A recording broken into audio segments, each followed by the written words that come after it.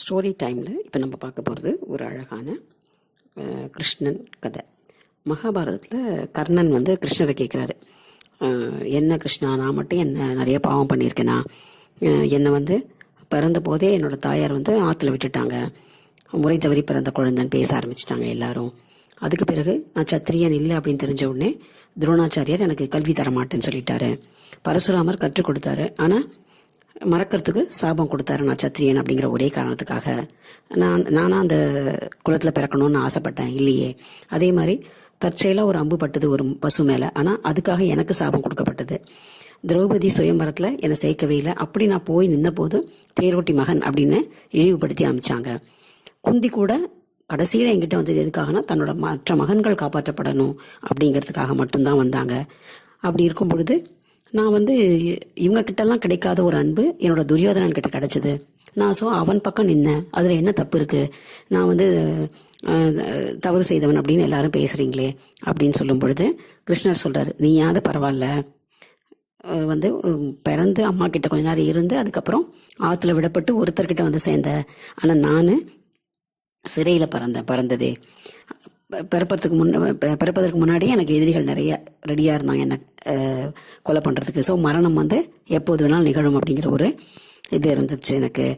அப்புறம் பெற்றோரிடமிருந்து அன்றைக்கி நைட்டே பிரிக்கப்பட்டேன். கொண்டு போய் ஒரு மாட்டு கொட்டையில் விட்டாங்க. நீ வந்து வாள், குதிரை, ரதம், வில், அம்பு இந்த மாதிரி சவுண்டோட கேட்டு வளர்ந்த. நான் சாணி, மாட்டுக்கொட்டா இதை மட்டும்தான் பார்த்து வளர்ந்துருக்கேன். என்னை கொல்ல முயற்சிகளும் பல நடந்தது. நல்ல கல்வி கிடையாது, இராணுவ பயிற்சி கிடையாது. ஆனால் எந்த பிரச்சனை எங்கே நடந்தாலும் அதுக்கு கிருஷ்ணன் தான் காரணம்னு எல்லாரும் பேச ஆரம்பிச்சிட்டாங்க. நீ ஆசிரியர்களோட மதிக்கப்பட்ட நேரம், இந்த வித்தைகள்லாம் கற்றுக்கொண்டு தேரோட்டி இதெல்லாம் கற்றுட்டு நீ வளர்கிற நேரம். நான் வந்து 16 வயசுக்கு மேலே தான் ரிஷி சாண்டிபனி அப்படிங்கிறவரோட ஆசிரமத்தில் சேர்ந்தேன். நீயாவது விரும்பிய பெண்ணை திருமணம் செய்து கொண்டிருக்கீங்க. நான் காப்பாற்றின பெண்கள் என்ன விரும்பினதுக்காக நான் திருமணம் செய்து கொண்டேன். இப்போ சொல்லு, நீ சிறந்த வாழ்க்கை வாழறியா, நான் வாழறனா? அதே மாதிரி ஜராசந்தர்கிட்ட வந்து காப்பாற்றணுங்கிறதுக்காக மக்களை எல்லாத்தையும் அந்த இடத்துலேருந்து கிளப்பிட்டு நான் கூட்டிகிட்டு போயிட்டேன். அது எனக்கு ஒரு கோழைத்தனமான செயல் தானே என்னோடது. உனக்கு போரில் நீ வெற்றி அப்படி அடைஞ்சிட்ட அப்படின்னா துரியோதனன் உனக்கு நிறைய பொருள், அரியாசனம் எல்லாம் கொடுக்க போகிறான்.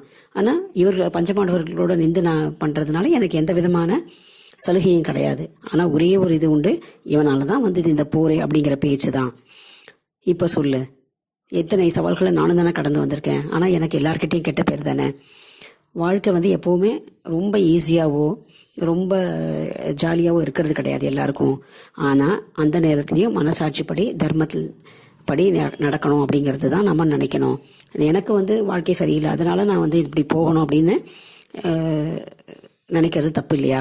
நம்ம எத்தனை முறை ஏமாற்றப்பட்டோம், வஞ்சிக்கப்பட்டோம், அவமானப்படுத்தப்பட்டோம், எத்தனை முறை வீழ்ச்சி அடைகிறோம். இதெல்லாம் பெருசு கிடையாது. அத்தனை முறையும் நம்ம எழுந்து நிற்கணும் அப்படின்னு நினைக்கிறோம் இல்லையா? அதில் தான் இருக்குது வாழ்க்கை. ஸோ நடக்கும் தவறுகள் வந்து என்னதான் தவறான பாதையில் கொண்டு போச்சு அப்படின்னு நம்ம சொல்லாமல் அந்த பாதையை நம்ம தேர்ந்தெடுக்காமல் நம்ம தர்மத்தின் வழியில் நிற்கணும் அப்படிங்கிறதுக்காக தான் நான் இதை சொல்கிறேன் உனக்கு. ஸோ இத்தனை பிரச்சனைகள் நானும் சமாளித்தேன், ஆனால் நான் தர்மத்தின் வழி நடந்தேன். ஆனால் இத்தனை பிரச்சனைகள் இருந்ததுனால அதர்மத்தின் வழி நிற்கிறேன்னு சொல்றியே, எந்த விதத்தில் நியாயம் அப்படின்னு சொல்கிறாரு. ஸோ அனைத்தும் கலந்தது தான் வாழ்க்கை. இங்கே எல்லாம் சரியாக அமைஞ்சு ஒரு வாழ்க்கை வாழறோம் அப்படின்னா அது யாருக்குமே கிடையாது. அதனால தர்மத்தின் வழி நடப்போம் அப்படின்னு சொல்கிறாரு. ஸோ இந்த கதை ஒரு அழகான அறிவுபூர்வமான தெளிந்த சிந்தனை பெறுவதற்கான கதை. நன்றி.